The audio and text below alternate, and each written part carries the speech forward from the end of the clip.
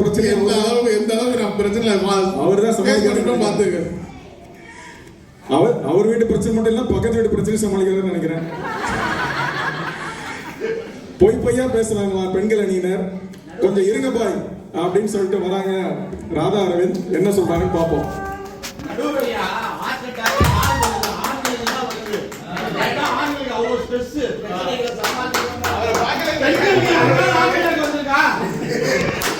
பெண்கள் அடிக்கடி சொல்றது ஆண்களுக்கு இதயமே இல்லைன்னு தான். இதயம் இருக்குன்னு இப்பயா தெரியுது.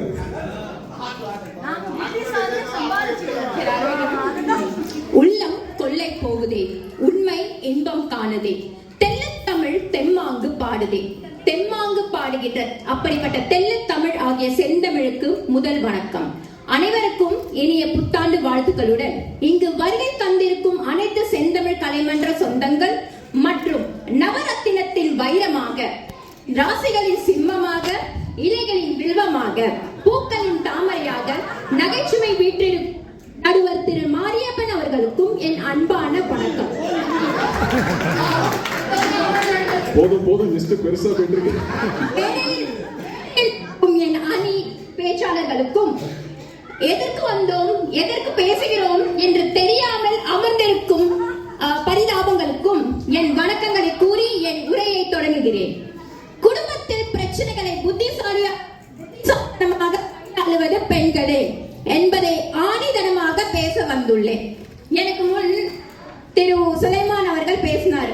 அப்பா பக்கத்து வீட்டுக்கு போனாராம், சில்ஸ்மிட்டாவை பார்த்தாராம், நயன்தாராவை பார்த்தாராம், அப்பா டீ குடிச்சாராம், காஃபி குடிச்சாராம். என்ன அருமையான கதை பாத்தீங்களா? அந்த கதையிலையும் முழு கதையை அவர் சொல்லல, பாதி கதையை தான் சொன்னார். பின்னாடி பாதி கதையா உங்க வைஃப் என்கிட்ட சொன்னாங்க. என்ன சொன்னாங்க தெரியுங்களா? நான் சமந்தாவும் உனக்கு இங்க இருக்கிறேன், நயன்தாராவும் வேற சில்க் சுமிதா உனக்கு கேக்குதான்ட்டு மண்டையில கொட்டி காதை திருவி வீட்டுக்கு அழைத்து வந்தாங்களாம். நயன்தாரானாலே பிரச்சனை தாங்க. அந்த பிரச்சனையை தேடி போய் பிடிச்சிருக்காரு பாருங்க சுலைமான். இந்த மாதிரி புத்திசாலிதனமான மனைவி இல்லை என்றால் ஆண்களின் நிலைமை காதல் படத்துல வர பரத் மாதிரி தான். நங் நங் சொல்லிட்டு கொட்டிட்டு அல்லோல் பட வேண்டியதுதான் இருக்கணும். நடுவர் அவர்களே, ஐயா கணவரின் பெற்றோர் மற்றும் குழந்தைகளின் நலன் கருதி இங்கு பலரது குடும்பம் நாட்டில் இருக்கிறார்கள். ஏனென்றால் தன் மனைவி அவளுடைய புத்திசாலிதனத்தால் குடும்பத்தை வழிநடத்தி செல்வார் என்ற நம்பிக்கையில் ஆண்கள் இங்கே வேலை செய்து கொண்டிருக்கிறார்கள். இந்த கருத்துக்கு எவரெனால் மேடையில் மறுப்பு தெரிவிக்க முடியுமா? எப்படி?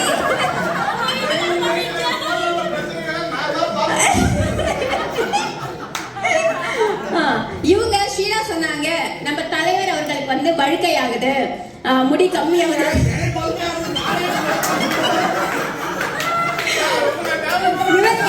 வழுக்கையானா எவ்வளவு குடும்பத்துக்கு வந்து மிச்சம் தெரியுங்களா? மாசம் 3000 ரூபாய் மிச்சப்படுத்தலாங்க. வழுக்க தலைக்கு ஆயில் தேவையில்லை, ஷாம்பு தேவையில்லை, மாஸ்க் தேவையில்லை. சமயத்துல குழந்தைங்க சறுக்கு மரம் கூட விளையாட வேண்டாம். அதுல இங்க பாருங்க, நமக்கு வந்து கண்ணாடி கூட தேவைப்படாது. உச்சி வெயில்ல அவங்க நிக்க வச்சு நம்ம முகத்தை கூட பார்க்கலாம். முக்கியமான விஷயம் நம்மளை தவிர வேற யாரும் பார்க்க மாட்டாங்க.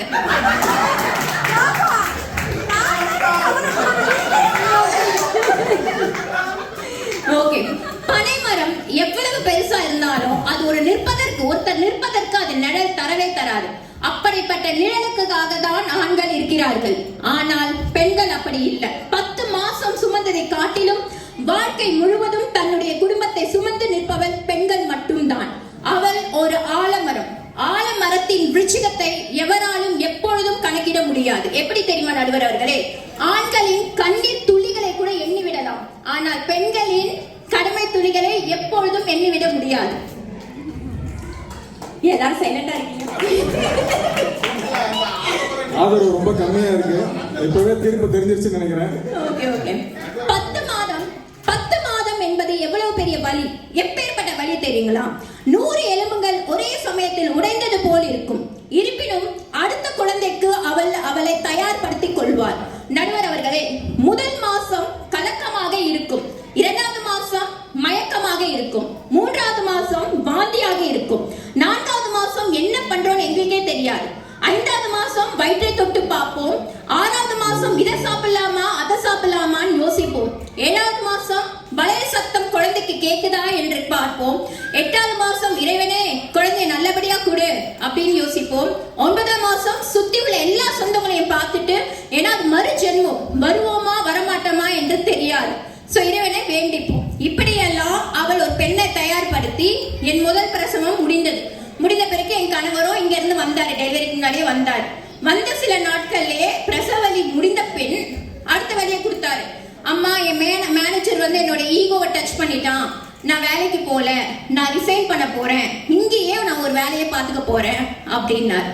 என்னடா இப்பதான் பிரசவ வேதனை முடிஞ்சது, அதுக்குள்ள அடுத்த வேதனையா அப்படின்னு நினைச்சேன். அந்த வழியிலயோ அவரிடம் உட்கார்ந்து, இல்லைங்க நம்ம நிலைமை இப்படி இருக்கு, இங்கேயே நம்ம செட்டில் ஆகிறது நல்ல விஷயம் தான், பட் ஆனா ஒரு நல்ல வேலையை தேடிட்டு அதுக்கப்புறம் நம்ம பார்ப்போம் அப்படின்னு சொல்லிட்டு அச்சமயத்தில் நாம் கொடுக்கும் அந்த அரவணைப்பும் மற்றும் இன்சூர்கள் அவர்களை வேறு திசைக்கு நினைக்க தோணும். ஆண்கள் பிரச்சனை வந்தால் அதை விட்டு விடணும் நினைப்பார்கள்.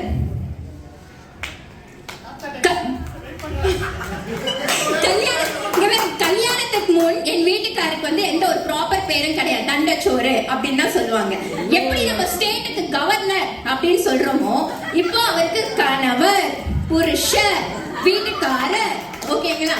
அது மட்டும் இல்லாம அத்தான், அத்துடன் செத்தான் அப்படின்னு ஓகே. பெண்களுக்கு தாரம் என்று ஒரு பேர் இருக்கு. அன்பை தருவீர்களா தாரும், பண்பை தருவீர்களா தாரும், பாசத்தை தருவீர்களா தாரும், நேசத்தை தருவீர்களா தாரும். நம் வீட்டில சின்ன விஷயத்துக்கு கூட